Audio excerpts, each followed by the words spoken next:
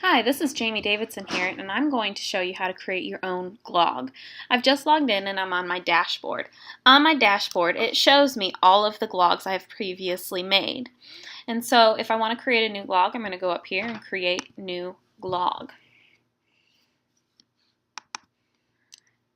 The next thing we're going to do is we're going to choose a template that we want to use for our project. And I'm doing a vocabulary project here, so I want some definitions and I want the chance to show a video maybe that relates to some of the words.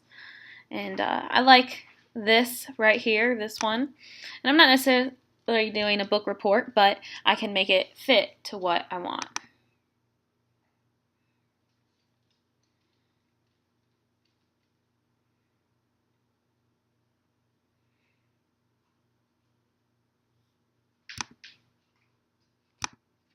Now that the new template has uploaded, you can see here that there's a plus sign, and you can click on that if you want to add stuff, and this menu comes up. So you can add text, graphics, an image such as a photo, different pages and links, audio, video, and data. So what I want to do here is we're not doing a book report. I'm going to change that and double click on the text and change it to math vocab.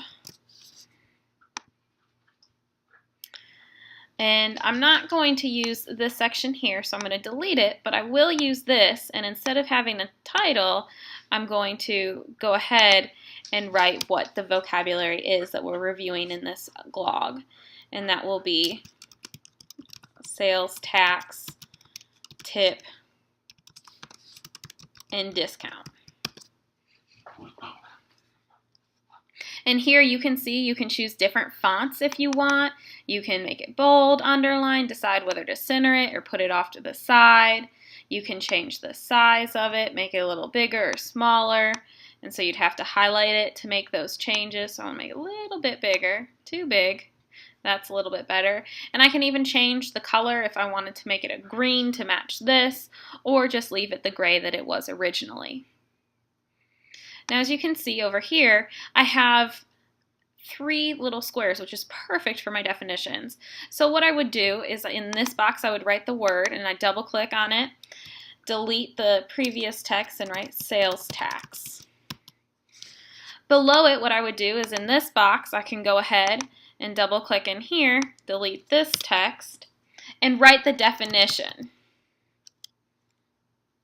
of sales tax, which I'm not going to go ahead and write out right now. Over here, we can drop an image, or we could put a video in there. I'm going to use this to put a video, and I just created this video. And the Glogster is really neat because it links right up to YouTube and your account, so any videos you've created you can put in, or your favorites that you've already marked. And I'm going to use the sales tax and click Use It. And it just popped up down here.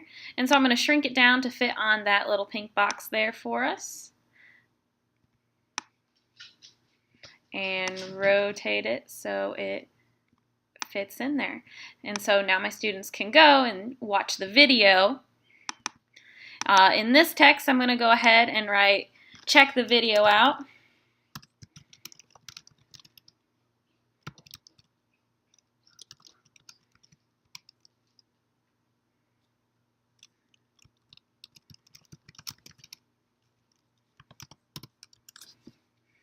And we'll see how that looks. So you can see it's kind of hidden because of the layers. So what I can do is I can bring it to the front, and then that would allow me to do that. So I accidentally copied that, so I'm going to delete that second one there.